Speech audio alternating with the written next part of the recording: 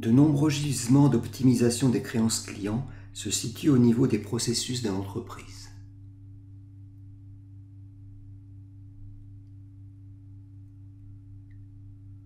Il est nécessaire d'analyser en détail le processus complet allant de la commande à la réception des fonds, ou order to cash, avant d'explorer les opportunités se situant dans les leviers traditionnels d'action. Pour réaliser cette analyse détaillée, on procédera de la façon suivante. À partir des procédures et documents existants, et aussi des entretiens avec les principaux acteurs des services ventes, administration des ventes, comptabilité et logistique, il s'agira d'obtenir une description détaillée du processus, essentiellement qui, quand, quoi, comment. Il s'agira d'obtenir également le texte des principales procédures et les distorsions éventuelles entre la pratique et ces mêmes procédures.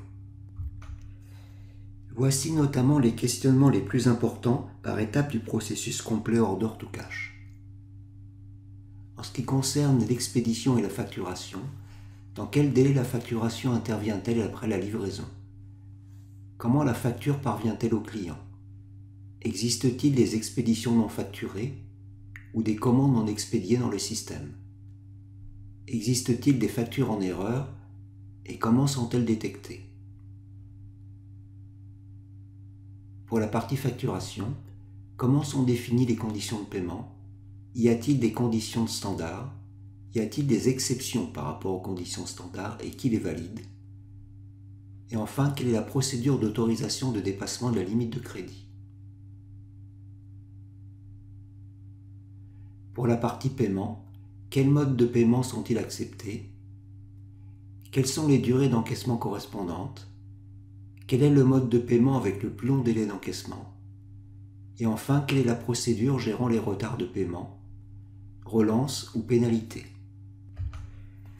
L'objectif de l'analyse consistera à mettre en évidence les points forts et les points faibles des process. Au chapitre des faiblesses, voici celles qui sont les plus courantes. En ce qui concerne la partie vente, insuffisance de contrôle de crédit, par exemple limite de crédit inadéquate, procédure de fixation de limite de crédit non appliquée, manque de rigueur dans l'application des conditions standards, défaut de pénalité de retard, bonus des équipes commerciales déconnectées des objectifs relatifs à l'optimisation du BFR. Pour la partie saisie de commande, processus en partie manuel, peu de contrôle système dans le processus, qualité des données de base déficiente. Pour la partie production-livraison, blocage de livraison ignoré en cas de production lancée. Pour la partie facturation, processus facturation et saisie de commande insuffisamment liés, défaut de clarté des factures pour les clients.